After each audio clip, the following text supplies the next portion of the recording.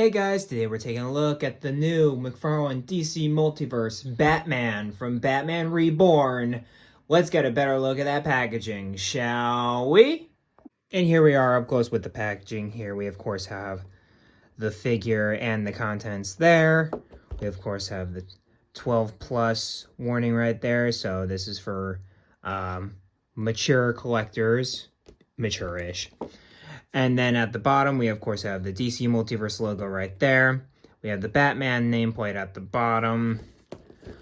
On the side, we of course have the Batman nameplate again. Up at the top, we have the DC Multiverse logo. On the side, we have the DC Universe Infinite ad, which if you scan the QR code gets you a comic. I'm assuming it's probably Batman Reborn #1, which phenomenal run, by the way. Absolutely fantastic run. On the back, we have Frank, the cover to Batman Reborn #1 by Frank Quitely, written by Grant Morrison. And again, phenomenal run. And up at the top, we of course have Batman from Batman Reborn. That's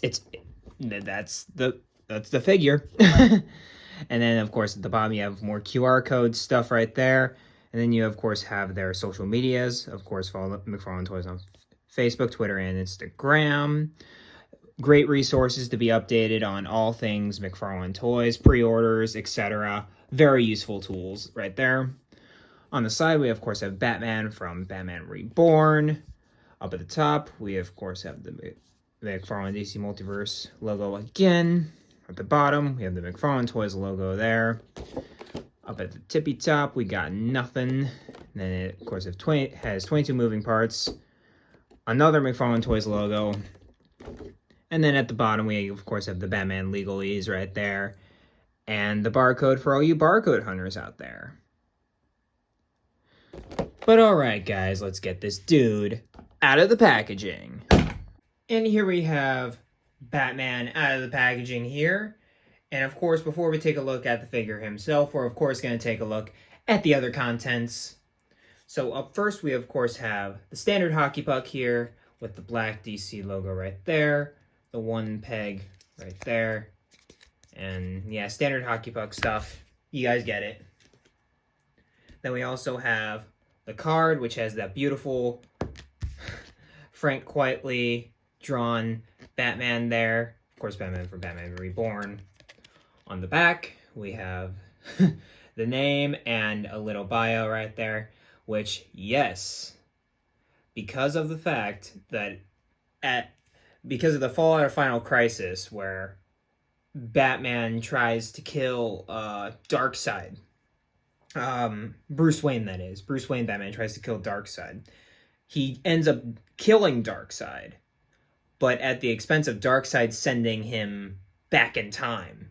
And Batman has to fight his way to the present, which is a whole nother story arc. But everybody thinks he's dead.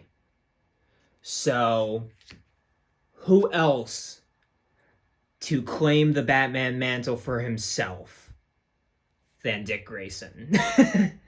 And it's honestly one of my favorite books I've ever read, because Grant Morrison writes these twisted, absolute twisted villains. Like, Grant Morrison created Professor Pig for the Batman Reborn run. You know, the dude who creates literal dolls. and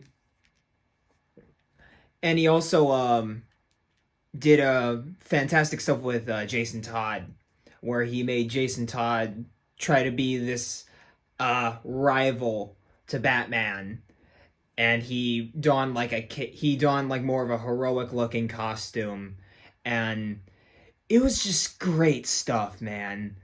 And of course, as the card suggested, Damian is his Robin, so it's the happy Batman and the depressed Robin, and their banter is just phenomenal. And I cannot say enough good things about this run. I've yet to read Volume 2, and I think there's a third volume. I've only read Volume 1. But from what I read, And that's, I believe, the first 2 story arcs.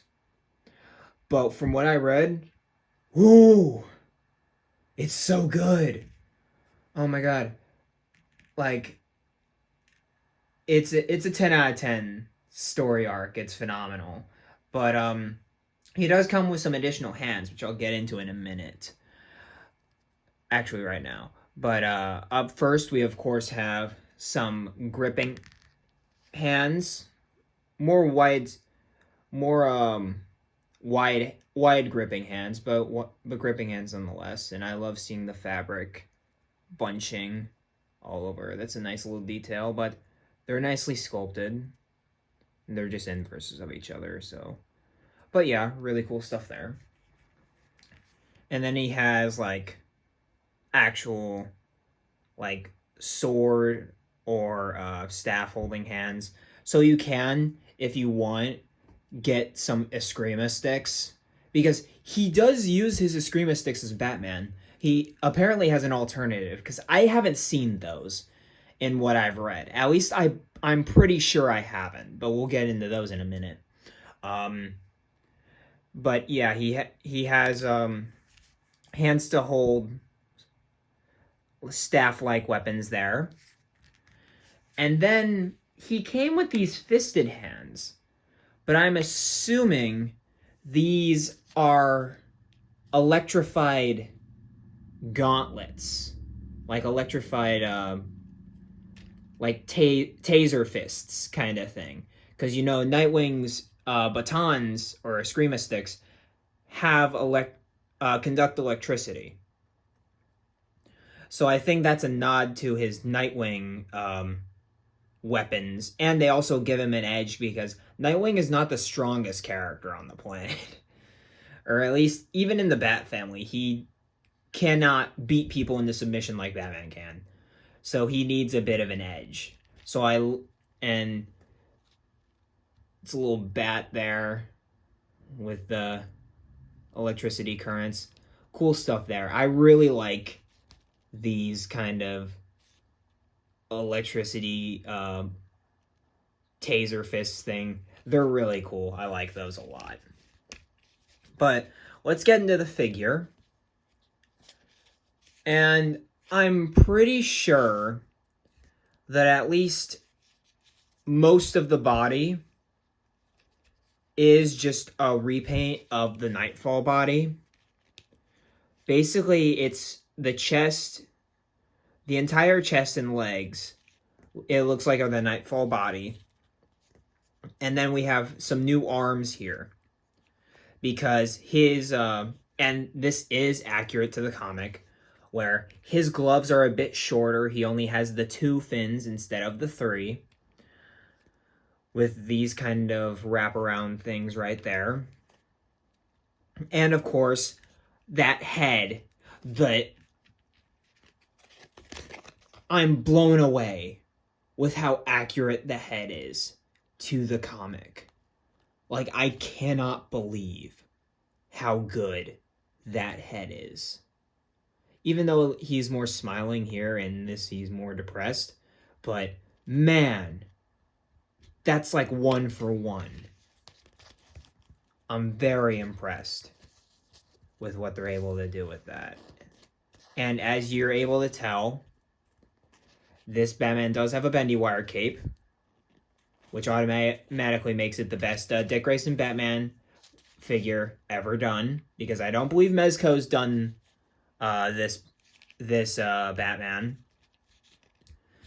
And Grayson was Batman for a decent chunk, like a few years, because, you know, he can't be Batman forever. You know, nostalgia will eventually set in and allow Nightwing and allow Bruce to come back, but the time he had was phenomenal. And you also have the standard Black Bat up at the top instead of because on the Nightfall figure it actually has like the embossed, like they actually sculpted on the oval, so they took out the oval obviously. And you have the problems with the Nightfall as well when you have that massive gap right there, like it was almost assembled. And then he has a more futuristic-y, Nightwing-y looking belt with the bat up front. Much more of an Adam West looking bat too. I'm kind of surprised to see that, to be honest. But and then just relatively Batman looking boots, you know, standard affair there, standard black Batman boots. You know, like I said, wired cape, you know, does all bendy wired capes, things bendy wired capes do. Even though this one more than others just can't sit right on him for whatever reason. It just always looks awkward whenever he's doing anything. So be aware of that it won't ever really sit right. So it is what it is. But let's get into articulation. His head is on a double ball peg, just like any other DC Multiverse head. So he can move his head that far up, which is pretty far. He can move that far down. He can rotate his head a full 360. And of course, head pivot and all that good stuff. Standard double ball peg stuff.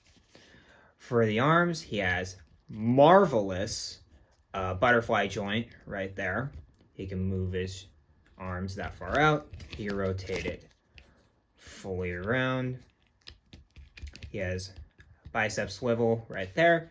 He has double jointed elbows, which yikes, yikes, yikes, yikes.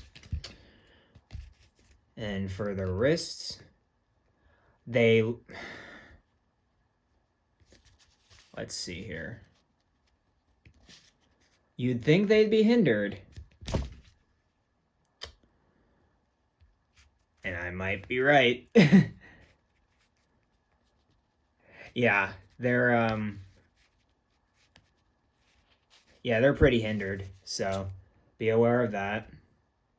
So you won't be getting a lot of wrist movement out of this guy, which that's kind of unfortunate.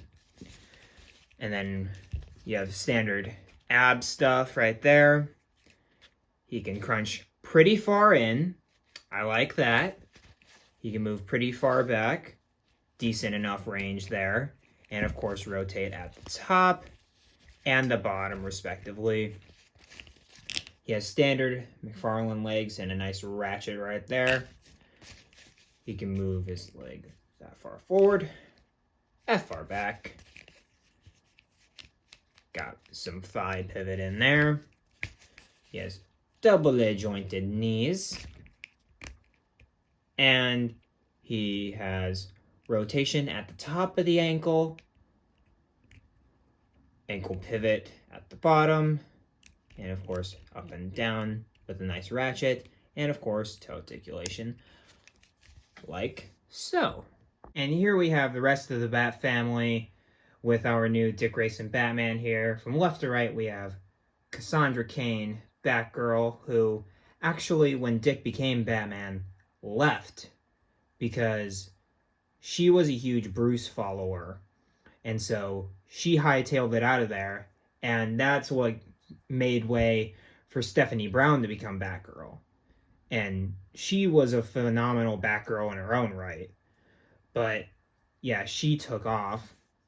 And then we have, of course, Tim Drake, Robin right there, who by this point adopted the 1 year later color scheme, which is my personal favorite of Tim Drake's designs. But this guy wasn't really too nice to this guy when Batman died, because Tim knew something was up and he just didn't believe him. And so Tim went through his villain arc for a fat minute. And then we, of course, have Red Hood there, who was a villain at the time. And my personal favorite interpretation of Red Hood is as a villain. And then we, of course, have Barbara Gordon, Batgirl, right there, who was Oracle at the time. So all neat stuff and a solid Bat family nonetheless. And here is Batman and Robin side by side here, with our Dick Grayson Batman on the left and our Damian Wayne Robin on the right.